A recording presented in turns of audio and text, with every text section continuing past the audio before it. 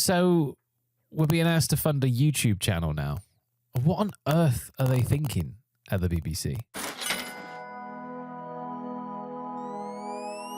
Earlier this week at time of recording, Matt Britton walked through the doors of Broadcasting House as the BBC's new Director General, met by his newly inherited employees, not with open arms, but instead with protest signs and placards. You might remember a video I made 2 weeks or so ago about the 2,000 job redundancies already signed off before Matt Britton had even taken his seat. His appointment, the job cuts, the licence fee going up, all in the same month that the BBC announced that it had to lose 500 million off its budget. As I said at the time, it's not looking good for Aunty Beeb, is it? So day one on the job, and we've got a day one note from Britton himself. The Guardian's got their hands on it, and it pretty much confirms, albeit indirectly, everything that we thought might be going on at the BBC behind closed doors. I'll link the article below. Genuinely worth a read.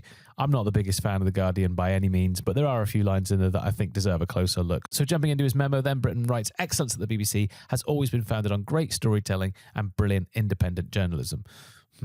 Today, it also means making sure that we get the right stories in the right formats on the right platforms. Right stories, right platforms." What does he mean by that when we know that broadcast TV is virtually dead at this point and more people are watching content online and on YouTube specifically? Well, to me, that clearly signals that the strategy is confirmed. All steam ahead for the BBC to become a YouTube content creation house. Okay, fine, if that's what they want to do. So then why do they need that 180 quid a year? Pray tell, what is that money going to be used for?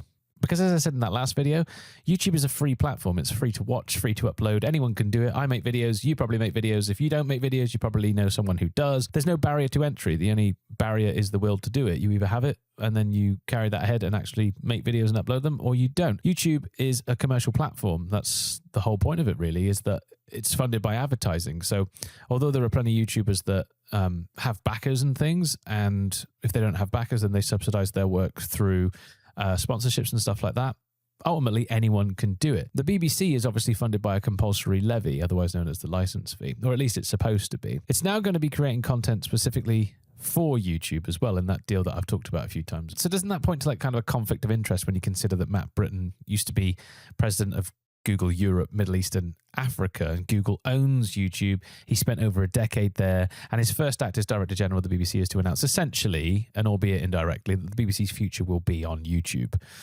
And there's so many questions that this whole hiring of Matt Britton and the deal itself between the BBC and YouTube, there's so many spanners that is thrown up into the air and thrown into the works, that it really just begs the question, what are we actually going to be paying for? Because the entire justification of the legal fee, the legal public service justification, is that the BBC makes content that commercial services couldn't or wouldn't. It's media that's insulated from the kind of commercial pressure that YouTube is built on.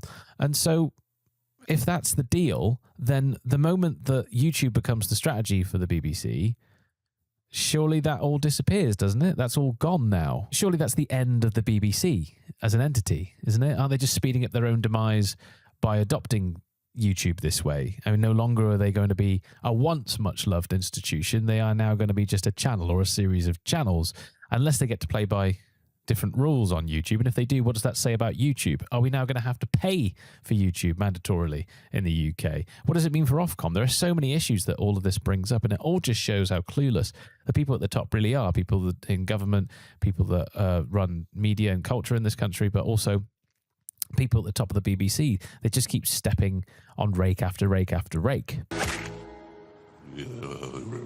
Last week I made a video about Sam Battle, aka Look Mum, No Computer. He was the BBC's handpicked choice for Eurovision this year. And despite me not knowing who he was at the time, I've since found out that he was actually quite a talented young man. Oh, young man! That being said, that song was terrible. It did nothing to represent the UK. It did nothing to represent Sam, actually, and it was just terrible. It got everything wrong. It was clearly an instrument of bureaucracy and was there to toe the government line. It was there to bang the drum for Starmer, at least for now, and co, as they try to rope us back into the EU. And remember, the BBC choose the Eurovision entry these days.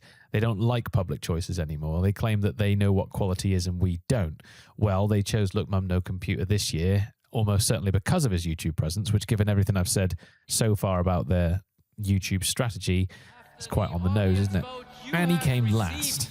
0 points. Oh. Yet another example of the BBC clearly not having a clue, and yet they claim they know better than the likes of me and you, the people that they're actually supposed to serve. Sheer fucking hubris.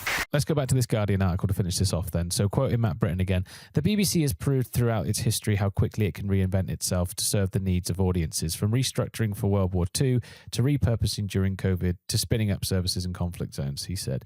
We need collectively to call on the sense of urgency now. That means moving with velocity and clarity. It's really annoying, isn't it, when someone invokes the blitz mentality for like the smallest of issues, but whatever. The bit that stood out there was the mention of COVID. So if you weren't on YouTube or the internet as much pre-COVID as you are now, you may not have understood the change that happened to YouTube during COVID. Now, it's always been, well, it wasn't at first, but it became quite a censored place. But during COVID, that was ramped up a hell of a lot. It went from a place where you could kind of get away with saying certain things to a place where you definitely couldn't. To link that to the BBC, obviously at the minute, their current model, they're run by the BBC's Royal Charter. The thing that defines it, defines what it does and how it's funded. And that's written by government, and it's renewed by the government's cultural secretary, currently held by Lisa Nandy. So when the BBC talks about independence in journalism and that kind of thing, when it claims to sit above the fray, it's making a claim that constitutionally its structure won't allow. It's an impossibility. You can't be editorially independent if your institutional survival depends on who holds power in Downing Street. Reputationally, the BBC is in the gutter right now.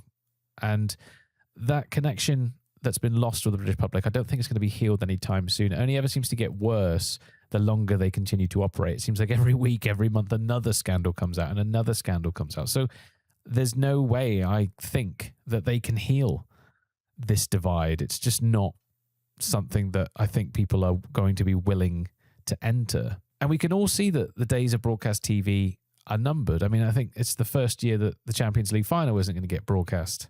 It's going to be behind a paywall. So surely then that means it's time to wrap it up, doesn't it? I mean, let the iPlayer go into the commercial market, see if they can compete with Netflix and the like. And okay, fine. If you want the rest of the BBC to survive somehow, then put it onto YouTube full time and we'll see how it goes. But if you think people are gladly going to pay for something they can access for free at 180 quid a year, Are you having a laugh? surely it won't be long until the doors of Broadcast House are shut for the final time and we actually say goodbye to a once loved institution that once gave us so much, but sadly got drunk on its own hubris and flew too close to the sun.